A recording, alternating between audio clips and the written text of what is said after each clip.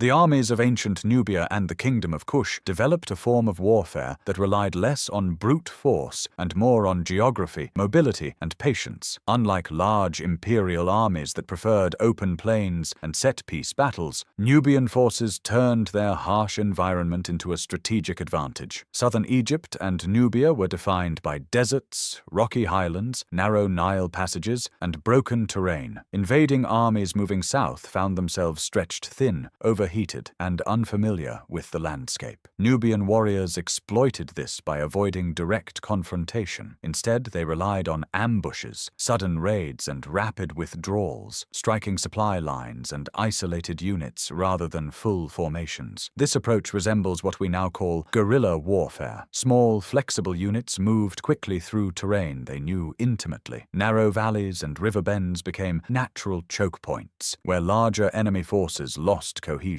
Attacks were timed to maximize confusion rather than casualties, forcing invaders to constantly defend rather than advance. Nubian archers were central to this strategy. Fighting from higher ground or concealed positions, they could harass enemies from a distance, inflicting losses without exposing themselves to counterattack. Even heavily equipped opponents struggled to respond, as their armor and formations were poorly suited to such conditions. Over time, this terrain-based strategy allowed Kush and Nubia to resist Egyptian expansion for centuries and, at moments, reverse the balance of power entirely. It demonstrates that in ancient Africa, military success was not defined by size alone, but by the intelligent use of land, movement, and strategic restraint.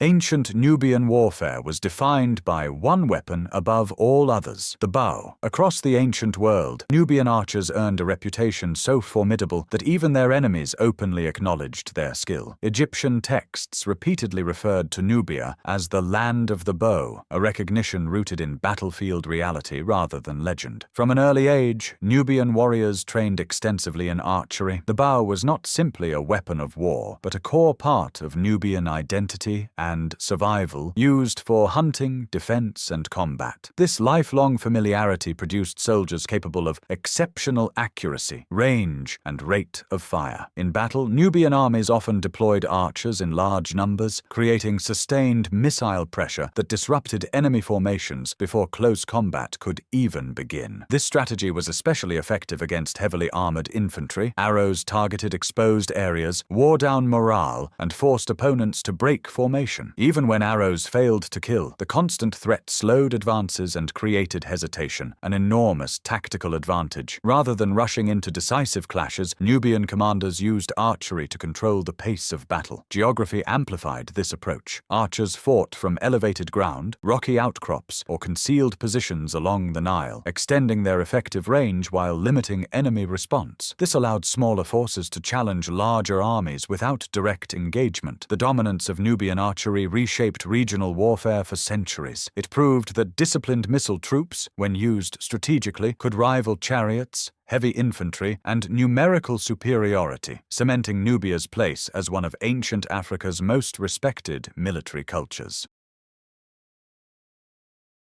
The rise of the Kingdom of Aksum marked a distinct shift in African warfare toward disciplined, forceful shock combat. Unlike many contemporary powers that relied heavily on cavalry or chariots, Aksum built its military strength around well-equipped infantry designed to break enemy lines through direct engagement. Aksumite soldiers fought with large shields, spears, swords, and body protection, allowing them to advance steadily under missile fire. Their formations emphasized cohesion and momentum.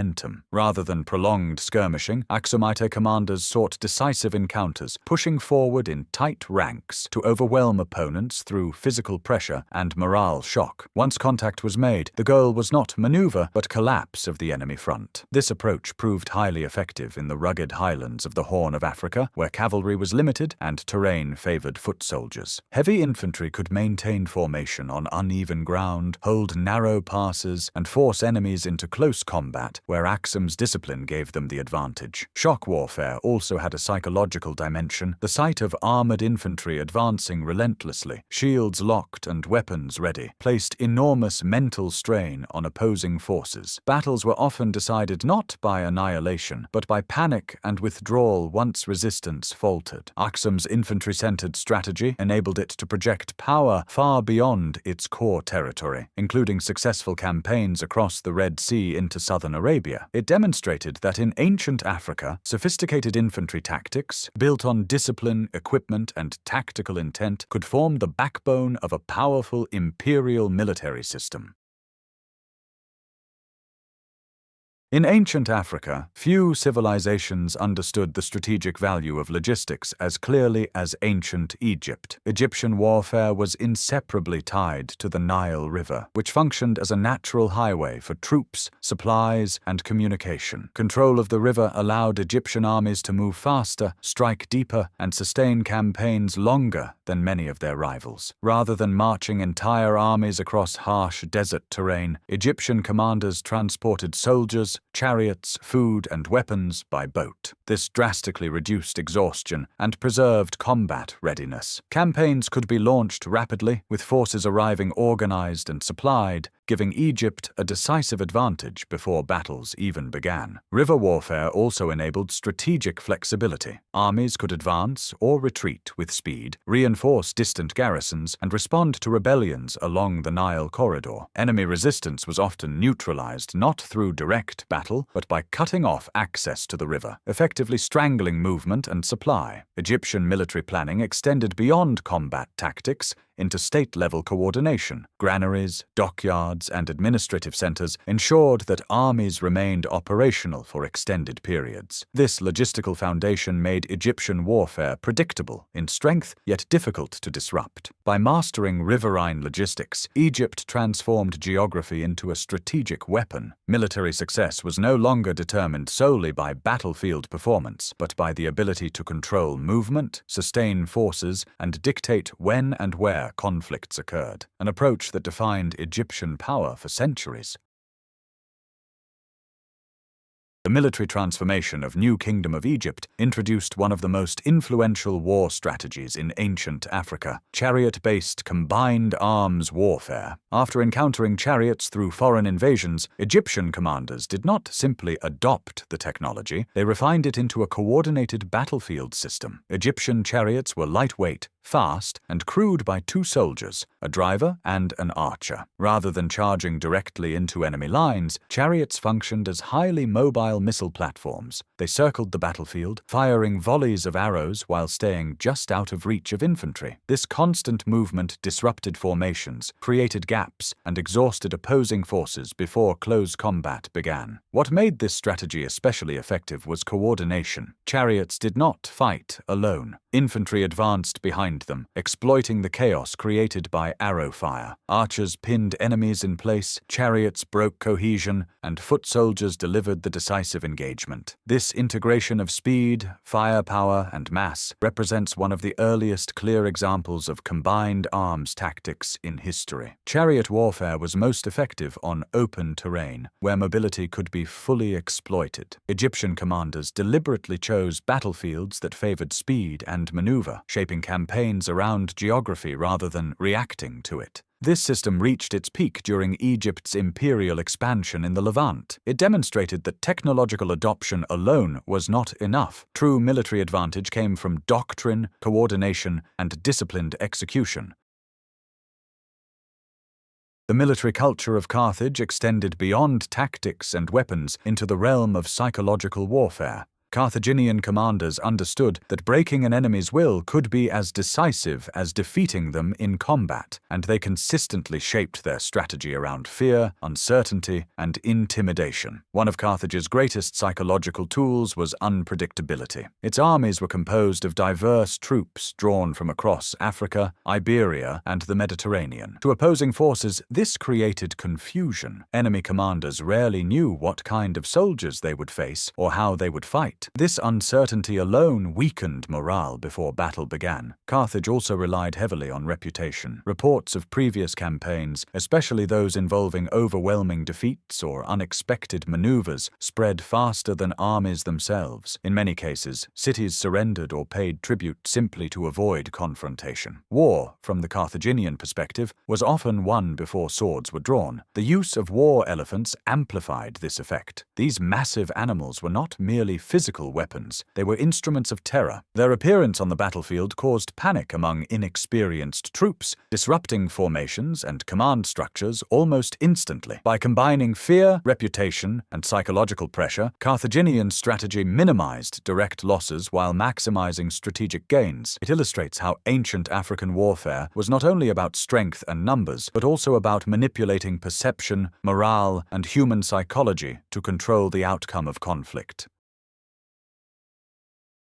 Among the most influential cavalry traditions of the ancient world emerged from Numidia, where mobility was transformed into a decisive weapon. Numidian horsemen did not fight like heavy shock cavalry. Instead, their strength lay in speed, endurance, and constant movement, allowing them to dominate the battlefield without seeking direct confrontation. Numidian riders traveled light, wearing minimal armor, and riding agile horses trained for long-distance movement. Armed primarily with javelins, they specialized in hit-and-run attacks. Rather than charging enemy formations, they circled them, throwing missiles, withdrawing, and returning repeatedly. This tactic slowly exhausted opponents while denying them the opportunity to retaliate effectively. Harassment warfare placed enormous strain on disciplined infantry armies. Formations designed for close combat struggled to respond to enemies that refused engagement. As fatigue set in and cohesion weakened, even elite troops became vulnerable. Victory came not through annihilation, but through erosion of stamina, morale, and command control. This cavalry strategy was also highly adaptable. Numidian horsemen could scout, screen larger forces, pursue retreating enemies, or delay superior armies for extended periods. Their flexibility made them indispensable allies and feared adversaries. The effectiveness of Numidian tactics left a lasting mark on Mediterranean warfare. Roman commanders later restructured their own cavalry doctrine after encountering these horsemen. Numidia's approach proved that speed, persistence, and tactical restraint could neutralize heavier forces, redefining how cavalry could shape the outcome of war.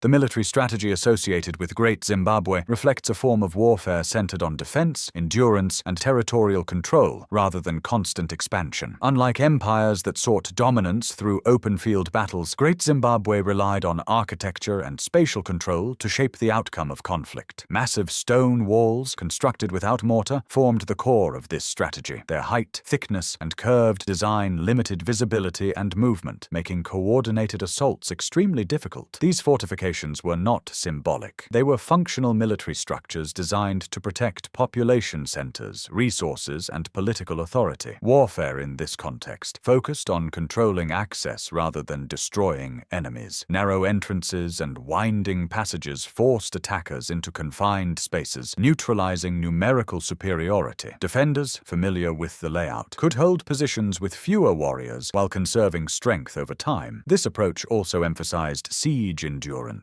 Rather than seeking quick victories, defenders relied on preparation, stored resources, and layered defenses to outlast opponents. Conflict became a test of time and logistics rather than direct violence. The strategy of Great Zimbabwe highlights a crucial aspect of ancient African warfare. Power was not always expressed through conquest. Stability, control, and defensive mastery could be equally effective tools of dominance. By shaping how and where fighting occurred, Great Zimbabwe turned architecture itself into a weapon of war, redefining military success in the Southern African context.